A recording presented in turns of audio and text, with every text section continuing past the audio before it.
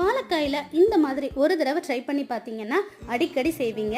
Lemon சாதம், புளி சாதம், தயிர் சாதம், பருப்பு சாதம் கூட சூப்பரான காம்பினேஷனாக இருக்கும்.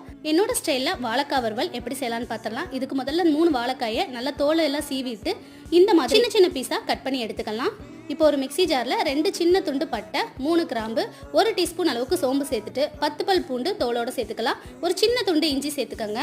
இதில் ஒரு 3 வரமிளகா, 1/4 முடி தேங்காயை அப்படியே சேர்த்துட்டு நல்லா கொரன்னு இந்த மாதிரி அரைச்சி எடுத்துக்கலாம். இப்போ ஒரு அகலமான கடாயில் தண்ணி சேர்த்துட்டு நல்லா கொதிக்க விட்டுட்டு கட் பண்ணி வச்சிருந்த வாழைக்காயை சேர்த்துட்டு உப்பு மஞ்சத்தூள் போட்டுட்டு 3/4 பாக வேக வச்சு எடுத்துக்கலாம். மறுபடியும் வேறொரு கடாயில் 2 டேபிள் ஸ்பூன் ஆயில் சேர்த்துட்டு கடுகு போட்டுட்டு கடுகு நல்லா பொரிஞ்சதும் கருவேப்பிலை சேர்த்துட்டு ஒரு பெரிய வெங்காயம் குட்டி குட்டியாக கட் பண்ணி சேர்த்துக்கலாம். இப்போ நம்ம மிக்சியில் அரைச்சி வச்சிருந்த மசாலாவை இதோட சேர்த்துட்டு நல்லா ஒரு 2 நிமிஷம் ட்ரை ரோஸ்ட் பண்ணி எடுத்துக்கலாம். இப்போ இந்த மசாலாவுக்கு தேவையான அளவு உப்பு சேர்த்துட்டு நல்லா மிக்ஸ் பண்ணி விட்டுக்கோங்க.